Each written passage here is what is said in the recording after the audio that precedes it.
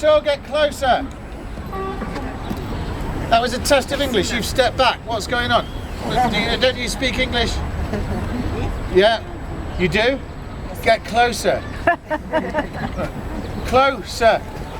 But the tour is given in English. If you're struggling with the concept of closer, it might be beyond your mental grasp. Will you get closer? We need two things here. We need to stay close so I don't have to shout, and we need to move quickly so I've got more time to tell you things. Got it? Got it. Got it. Good. Now get closer, quickly. Come on. I'll see you. Can you see up my nose? Too close. You should be able to see as far as the snot. All right? Good afternoon, ladies and gentlemen. Good afternoon. Yes, welcome to Her Majesty's Royal Palace and Fortress, the Tower of London. I'm Yeoman Warder Bill Callahan, and for the next hour or so, I'm going to be your guide. Together, we are going to tour the tower. I'm going to point out some of the famous buildings and structures. You're going to look at them. Then I'm going to bore you to death with their history. Sound like a plan? Okay. Yes. Good. History of the Tower of London is a long one. It's not the history that you covered in school. That was written by people who were never there. You're now going to get history coloured in with Yeoman Warder folklore. Stories from men that were there. Men who saw. Or knew somebody who possibly saw what went on. Now, isn't that exciting? Yes. I'm glad one or two of you think so. Tower of London has been a palace and fortress here for nearly 1,000 years. A palace and fortress. What is it? Palace and fortress. Good, I'm glad you've got that on board. At no point then did I mention the word prison. It was never a prison. It was always a palace and fortress. Unofficially, we did have 3,500 prisoners here. Many people think that's all the Tower of London is. They're wrong. Many people think all our prisoners were executed. They're wrong. We only executed 363. It's not that bad. It's about 1 in 10. It's obviously bad if you're that one. Yes, I accept that. But as a ratio, I understand it's better than the current state of Texas. So let's keep a sense of proportion here. Executions and prisoners are a very small part of the Tower's history. I'll get those out of the way now. This is the best place to talk about them. You see, contrary to popular belief, very few people were executed inside the tower, only about a dozen or so. The majority of executions took place outside, and 120 beheadings took place up there on Tower Hill. Now, on execution day, there'd be thousands of bloodthirsty people, not unlike yourselves, gathered around a raised wooden platform. The platform would be covered with straw, and the straw was there to absorb the blood. You know this. Amidst the straw would stand a man clad in leather. A leather mask would cover half his face. This fellow was, of course, the executioner. And the tools of his trade were a block of oak and a large axe. Something you might not know is that the condemned man would shake hands with his executioner and pass him a purse of gold and silver coins. Now, there was some religious significance to this. It was to show you could not take your earthly treasures into the afterlife. There was a more practical value. The heavier your purse, the less you suffered. This was the way the executioner got paid.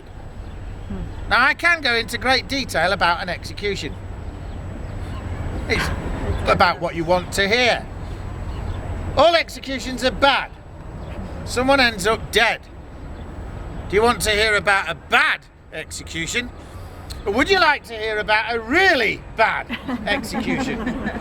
Really bad. Hands in the air for really bad. I need to see this. I just want you... You all know what you're asking for. Right. Well, James Scott, the Duke of Monmouth, famously refused to pay his executioner. His executioner, Jack Ketch, got grumpy. And when James Scott stretched his neck across his block of oak, Jack Ketch brought his axe crashing down. Whack! Right through James Scott's left shoulder. Oh. No, don't go squeamish now.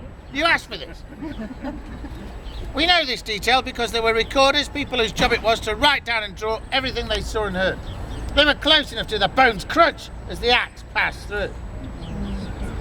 They noted that after the 5th stroke of the axe, James Scott fell silent. 5 blows of the axe while he was conscious. A further 3 strokes, the head was still attached. In the end, Jack Ketch took out his butcher's carving knife and had to hack through the last bits of flesh, bone and gristle. But at last the head was off.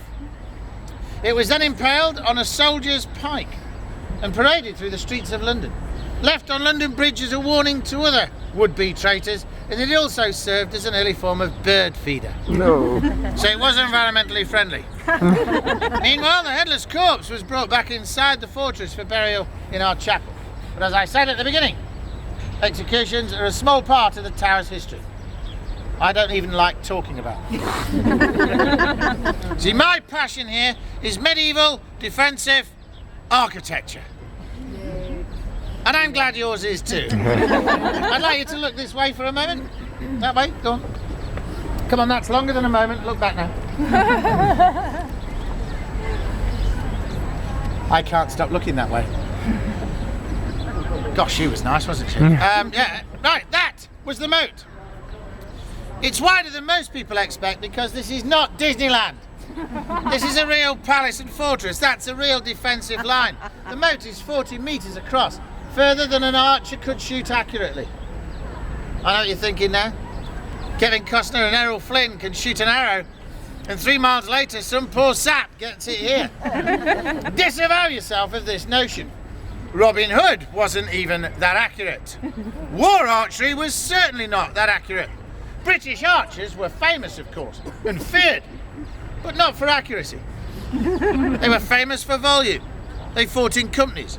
Companies of British archers would turn the sun black with their arrows, would rain death on the enemy. And this is what destroyed the French at Crécy and Agincourt. Don't get triumphalist, it was a long time ago. We're all great friends now. Now, twice a day, the tidal flow of the River Thames would flood in and about. This kept the moat clean. Clever? Not really. Now, at low tide, you see, the moat dried out. The enemy could just run across. It was a complete waste of time. So in 1381, we employed a consultant. Yeah, we had him in those days. Yeah, a Dutch engineer by the name of Master Walter came over, did what all consultants do, took a barrow load of money and left us with a sentence. Dig the moat deeper than the riverbed, he said. It will never fully drain and always present an obstacle. Why we didn't think of that, I don't know. But that's what we did. Clever? Yeah. No. Secondary function of the moat was that of toilet. Oh. There were 2,500 people living inside the fortress and tens of thousands around the outside. Every one of these people, most of them more than once a day, added to the contents of the moat. Now you do know what I'm talking about, don't you? Yeah. It doesn't always float. Right? Not unless you have a high fibre diet, which really wasn't on the medieval menu. No. At low tide, this became nothing more than a mire of raw human poo. Now there were carcasses from the meat market at Smithfield. Plague victims were tossed in there. We had everything in the moat. Typhoid, anthrax, plague, polar bears. It's true. How many of you knew that the Tower of London was the first zoo in Britain? Yeah. The heads of state of foreign lands gave us gifts of exotic animals. Basically, they got rid of their unwanted pets and gave them to us. Lions, tigers, bears. Oh my. Yeah, the polar bears were a present from King Olaf of Norway, allowed to swim in the moat to catch fish. It wasn't all they caught cholera and died. Now, as a toilet, the moat was a failure. But as a line of defence, come on, it was superb. But it stank. And this is a royal palace. You don't put up with a smell like that in a royal palace for very long. So, a mere 500 years later, the moat was finally drained, filled in and laid to lawn. But look how lush and green the grass grows. It's beautiful. Now the outer wall was built in the 1280s. There are 6 towers to the south. These defend us against any attack that might come from up the river. The Byward Tower is one of them, but it's unique. This is the only landward entry into the fortress. And as we go through the archway, look up.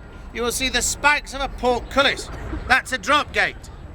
The drop gate weighs 1.5 tons and it dates from 1286. So does the rope which holds it up. So we're going to go through there rather quickly. Come on! Chop, chop! Chop, chop! You know. Chop. I don't know why I bothered. Come on!